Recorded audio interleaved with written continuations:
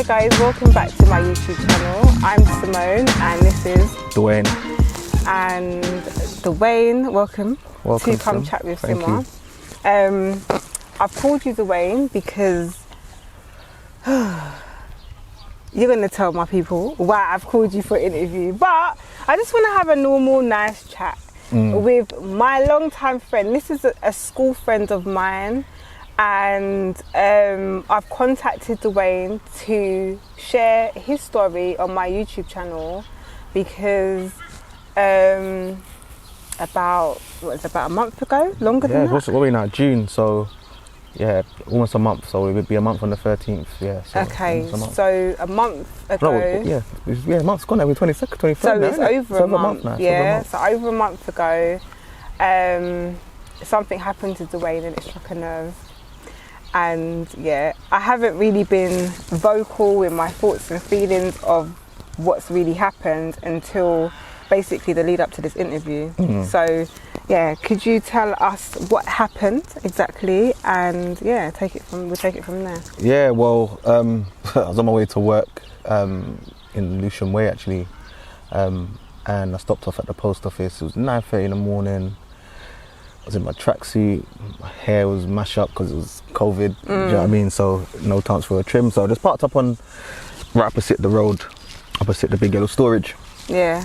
On Lewisham Way, and I saw the territorial support van. So if you know TSG, you know the police. It's the blue support vans. Right. Yeah, they're the blue ones that are usually flooding the streets, and they're the ones that are involved in like crime and gang culture and everything else. They're the ones that are deployed into the areas that are deprived areas of high crime and stuff. So they passed me, and we glanced at each other. I don't know how they even presumed that if someone was even in the vehicle, but they did. They ascertained that I was in the vehicle. Probably about a minute to 2 minutes later, the van came back up the road because they were going towards New Cross. Yeah. But they came back up the road as they're going back towards Lewisham, and they pulled into Rockaby Road because they got the barber shop on the corner, and you got the broccoli, the little like the civic centre kind of thing on the hill. Yeah. Yeah. So they drove into the no entry road there, pulled up adjacent to my driver's side of the vehicle, just demanded that I get out of the car. And I'm like, what am I getting out for? What's my need to get out? What are the reasons for me getting out of the car? You can't just come to my car and demand that I get out. I showed my key worker badge, which has my name on it, my school name, and my photograph as well. Yeah. Pull it up to the window. Still, they demanded that I get out of the car. That was ongoing for a couple of minutes, and then I thought to myself, you know what? Let me just get out of the car. This is getting boring.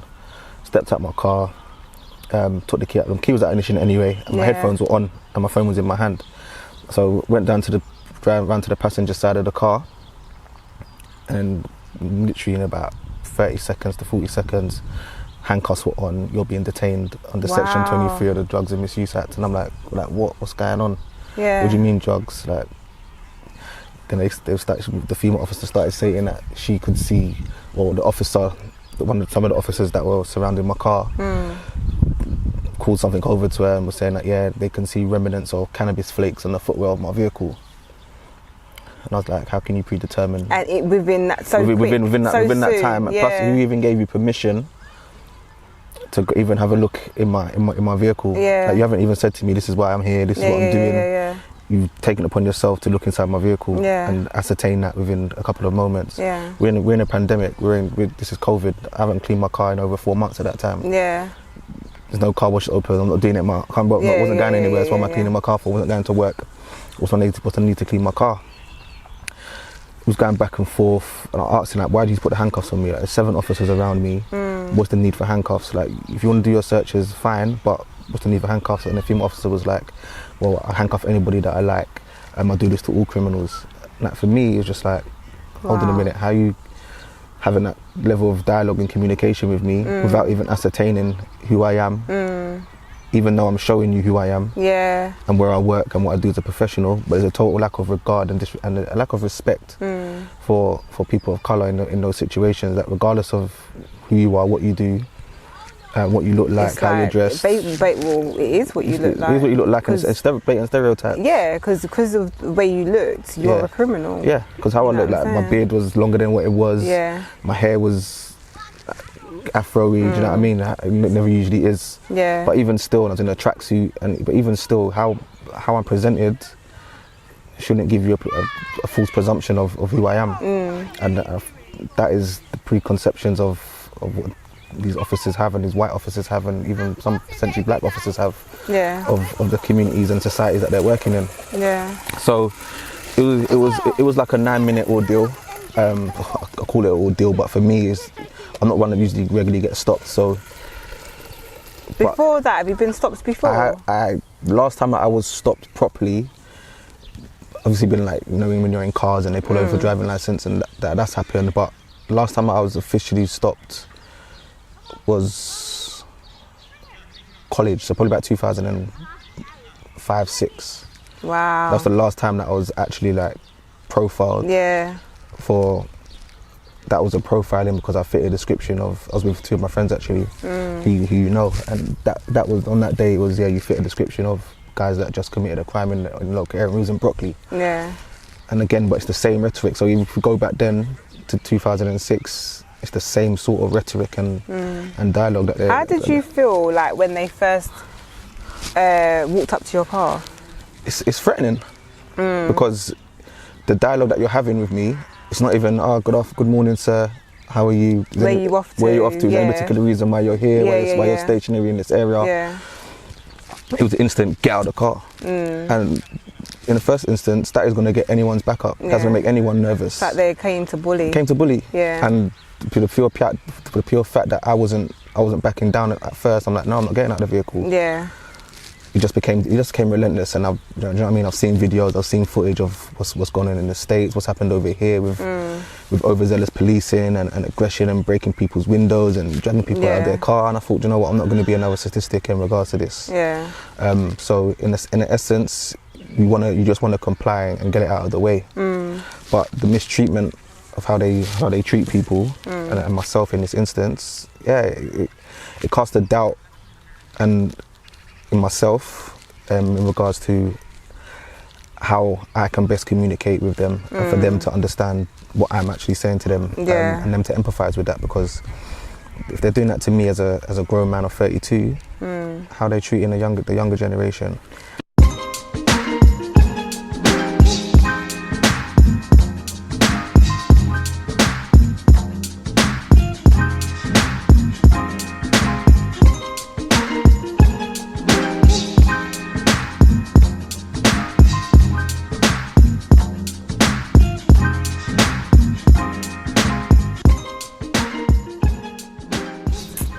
So I'm quite a reflective person, and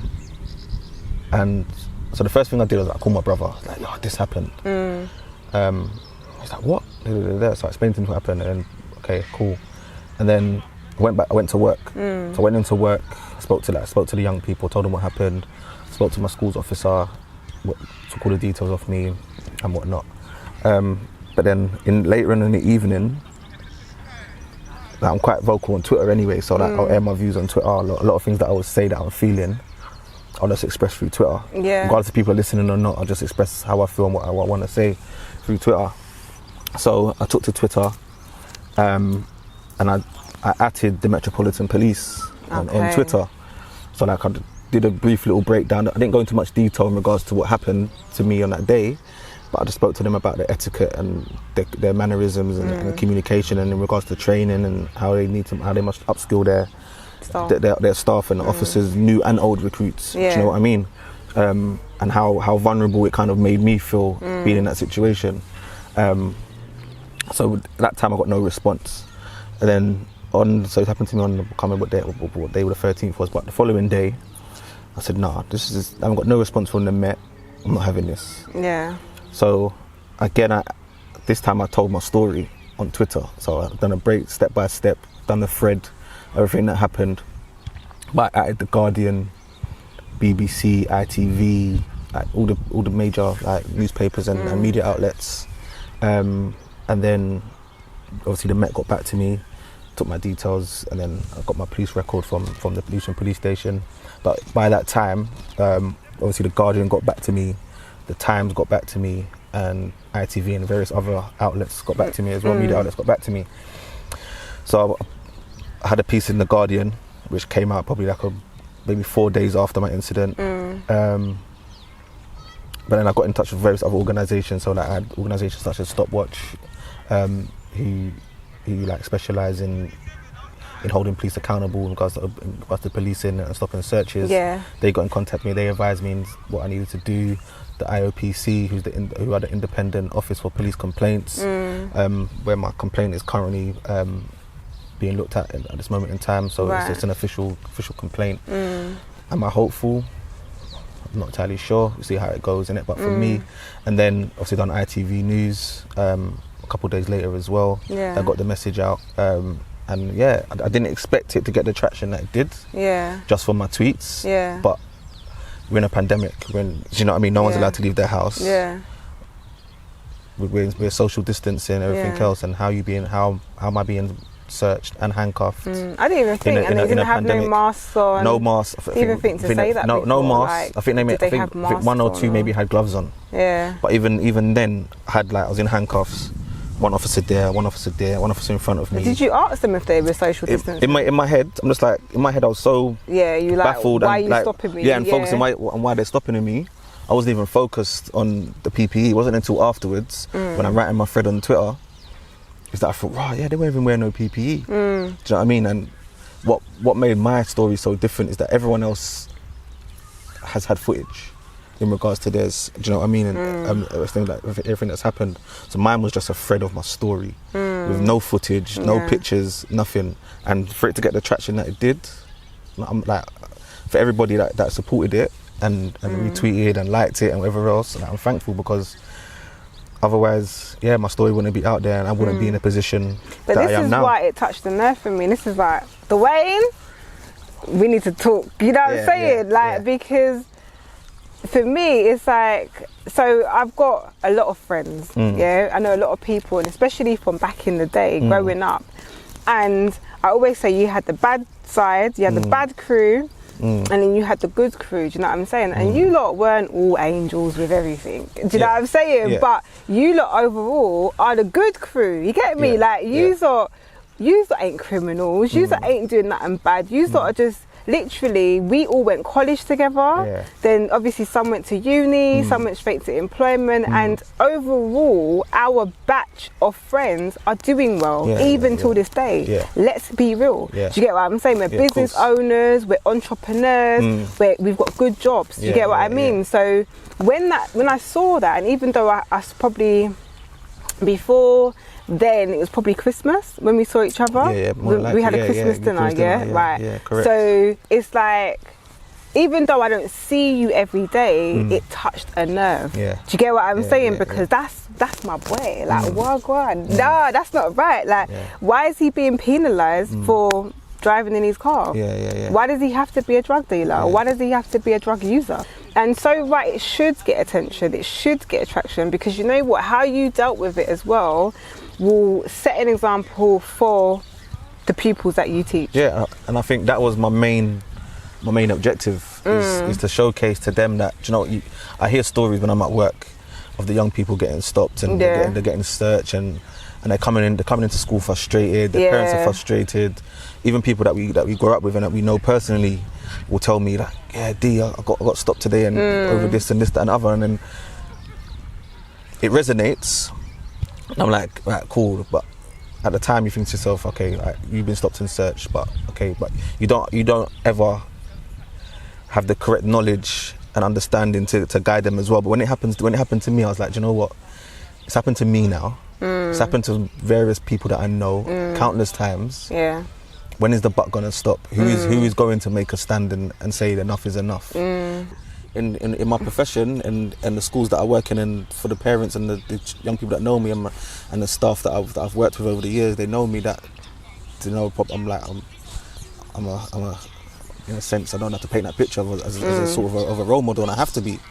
So I have to present myself in a way that I have to portray myself in a way that is it's going to resonate to them, and for them to look at someone who's of colour as well, and there's a black man working in an establishment that they go to, that someone that is they can look up to and aspire to potentially not even be like me, but to be of that nature. Yeah. I think that's the important thing. Do you know what I mean? There's not enough of us out here that are, and there are fantastic people that are doing amazing stuff, like amazing things. But there needs to be more. What's happening now? So it's been a long journey. Like this month has been like a year, draining, like tiring. The late nights, turned into a year. The late nights, the reading of policies, and like educating myself on things that I didn't even know. Small details that I knew. Yeah. But do you know what I mean? The sections in regards to being searched and stopped, and the laws and the rights that you have, what you can, what you can't say, different avenues that you can go in regards to complaints. Yeah. And I've had the opportunity to like meet the mayor for policing and crime, Sophie Linden, who I just like literally just because I'm so active on Twitter. And obviously the Guardian, everything else, and the Financial Times as well. People have taken notice, and I've sat down with Vicky Foxcroft, who's the mayor of Lewisham, Lewisham MP for Lewisham, Damien Egan as well, who's the mayor of Lewisham. We've been in conversation, and a few other people as well. Today I met with Michael Chatterton, who's the chief superintendent for Lewisham. So at the moment, myself. And my good friend Sace, who runs an organisation called Mentivity, who is a good friend of mine through football. We've got the same cohort of friends, and he's at his organisation for 4 years now. Yeah. And for the last 3 years, from the schools that I've been in, his company have followed me where I've gone, and the schools that I've been to do their outreach work in schools and their mentoring in schools. So, you know, when he got stopped a week before me, in his video he was like, I'm going to train your officers. Like, I'm going to make it my mission to literally train your officers, because you don't know who you're messing with. Yeah. And then it happened to me a week later. And then that was it. That was the trigger. So that was his watershed moment. And that at that moment there, that was my watershed moment. I was like, right, do you know what? It's time. Like, we've been silent for too long. And then now we're doing a training program tomorrow at Scotland Yard with the Met Police and new recruits. So training them on perceptions, equity, and understanding of the communities, on getting from them what they believe racism is, what their perceptions of black people and other ethnic people are in this country are, and just breaking down those barriers in regards to that. And we've got 2 hour sessions lasting going up into October, and then hoping to roll it out for Lewisham as well, potentially in Croydon at the same time as well, and then hopefully make it national and take it nationwide. Hopefully, that's the plan, and then do more outreach work of working with the Met and in schools and stuff, and working with other organisations and corporations to ensure that, you know, kids within our boroughs and our communities are getting the right guidance, and the aspirations are being met. Do you know what I mean? Because we understand that ultimately you can come from a great home, or you can come from a home that is dysfunctional, or wherever it may be, and you had adverse child experiences that lead you down difficult roads. But if you've got, you know, the correct guidance and mentors around you, and you know the pathways in which you're willing to take and what it takes to get there, then by all means so, because if they're not gonna find it at school or in the communities, like when we have a conversation with Sace all the time, they're gonna find it in the streets. Like, we see that when we was growing up, for people from our generation, they found the love on the streets from the elders, the elders. You know what I mean? And sometimes it's positive, sometimes it's negative. But we need to, in 2020 now, we need to give viable pathways to our youth and give them direction and guidance, or else they'll just continually be lost. And whose fault's that going to be? Dwayne, you're making our story. You get me? When I say history, I say our story. You get me? Like, what you're doing is amazing. What it's come to be, it's a sad story that's turned into such a positive. You get me? And this is why I like sharing on this platform here, because the people like you that are inspiring, like, and you're leading the way. You've actually set up a program. They've come to you. You're setting up things. You're putting into place where actually Sace manifested what he said. Yeah. Do you get what I'm saying? This is what we're gonna do, and then for you it's like, what? Nah, we're gonna do it. Do you know what I'm saying? We're gonna do it, and now it's actually getting done. And I wish you all the best for that. Thank you. If you need support, I'm down. I want to get involved. I wouldn't mind getting my hands dirty and getting involved. You get me? Like, we can talk off the camera with that one. You get me? But like, I just felt like I just needed to come and share that story. And I know that, share your story, sorry. And I know that a week after you got stopped, George Floyd died in America. When we say he died, he was murdered, isn't it? Yeah, that's true. He was killed. Yeah. So at the moment, it's like, it was mad because we saw what happened to you, and then it's like everybody's sort of like, no, I'm not having it. Now it's like, it's not just in the UK, it's in many countries where, you know, racism, racial profiling, it's like, it needs to stop. It needs to stop. And I wouldn't say that I don't know if I'm right in saying it's more recognised right now, because I feel like when it comes to racism and stuff like that, it's always been there. Do you get what I'm saying? It's like, we just turn a blind eye to it. Let me ask you a question. I heard that, I don't know how accurate this is, I did try to look for it, couldn't find it. But I heard that Haringey Council are introducing a new scheme. Okay. Kind of. I don't know if it's the scheme's the right word, but they're introducing where they're doing racism tests. And with that, say for example, it proves that you are a racist, it will come,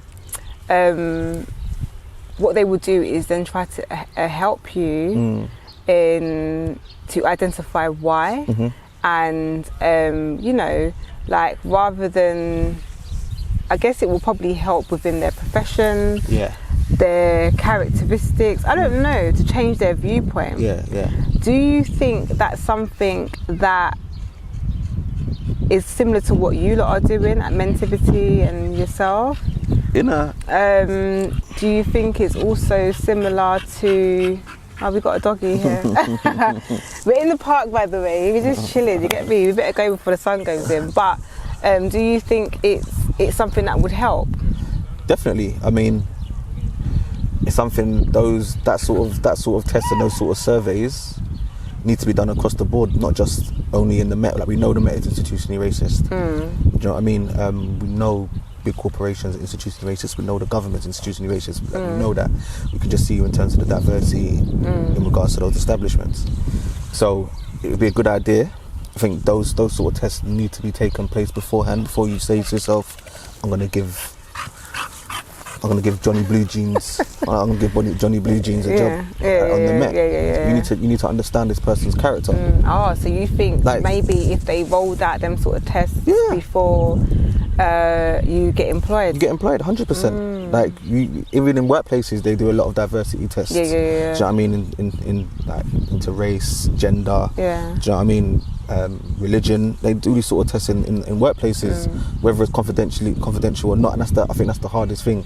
Is, are you going to make it confidential, or is it going to be something that has your first name and your full name, and your last name on it? Well, I think if it proves that you're probably a racist, then do you get the job? Yeah, and ultimately everyone has negative stereotypes of somebody in some essence, whether consciously or subconsciously. But in regards to this particular institution, not something needs to be set in stone where they can identify people's racist characteristics.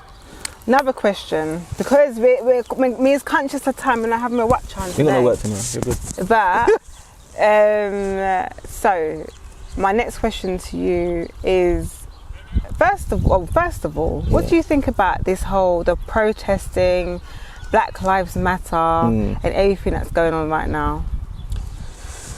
Very quickly, Dwayne. I love the movement. I do. I honestly love the movement, but I don't want us as a culture and a community to just for it to be a byproduct just for this moment. Do you know what I mean? So like, just a 24 hour, just a trend at the moment. It's like, it's a trend on Twitter. Black Lives Matter is a trend on Twitter, Instagram, whatever else. But next week, or when everyone goes back to some sort of normality, going back to their 9 to 5s, whatever it may be, it gets lost. Next week, everything goes back to normal. Do you know what I mean? And everything gets lost. So, and I get everyone. I said this to you earlier. I get everyone's on their own journey. In regard to this movement. So not everyone's going to be at the same level and working at the same pace that I potentially am. Yeah. Some people are far ahead of me, but I'm working at my pace and for the moment that I'm in. But I'll continue to work. And for those people that are not there yet, I'll say to them, listen, don't get distracted. So what else do you do apart from working with the youth then? Working with the youth, so I used to do events. Yeah. Don't you do events no more? I don't do events no more. I think my last one was like 2016. No way, that's probably the one that I came to. Yeah, like 2016 was my last one. No, 2017. I done one for my birthday, but I was like, how am I 32 now? So I was like 2 years ago. Okay. But that was just a little birthday party, and yeah, I didn't get an invite, by the way. I'm a aspiring DJ. You're more into the roots and culture anyway, so you know what I mean. No, I still. Dennis I don't Brown's know. Yeah, true. I don't know if you're ready for. I mean, yeah, you know what? You're African yourself, so you'll be inspired by the Afro house, sound. But I don't know if I could do the house all night. Now the Afro sound you'll enjoy. Okay. And the soulful sound you will enjoy it. Yeah. Yeah, and I've literally for the last 3 years I've taken up DJing as well. Okay. So this whole COVID pandemic lockdown period, I've just been focusing on DJing and putting the mixes out, doing the lives. It's taken a little back burner now due to this, but that's my main focus. That's what I enjoy doing in my spare time. Do you know what I mean? I'm always on the laptop just finding new music and new artists and whatever else, and yeah, and hopefully once we're out of this period, I can when you do that, it's going to sound muffled. Oh, is it? Yeah. I need it then. And I'll put it out now. And I will hopefully continue and get bookings and show my creative nature in regards to DJing. Cool. Dwayne, big up to you. Enough respect. Thanks for coming to chat with me on a one day in the week. We won't say what day it is. You know what I'm saying? In the park. It's a beautiful day. Sun's out. You get me? And I think once the sun's out, I'm always out. You get me? I'm a summer baby, you know. Do you know, I'm the same. You know, so I was born in April, yeah, and it's never rained on my birthday. Is it? On my birthday rains though every year. That's why I try to be out of the country. But Dwayne, Sim, where do you see this? Where do you want this to get to? What is have you thought about your honest hopes and desires of where you would like this to get to, or what you would like to create within our community that me, your sister, can support you on? I'm an optimist, so I see the positives in any particular negative, like as you see with my situation. So I'm a person that always thinks, right, why can't we have a near perfect society where everyone's just able to flex, get along, and enjoy life. Do you know what I mean? And take in and enjoy nature's beauty. Do you know what I mean?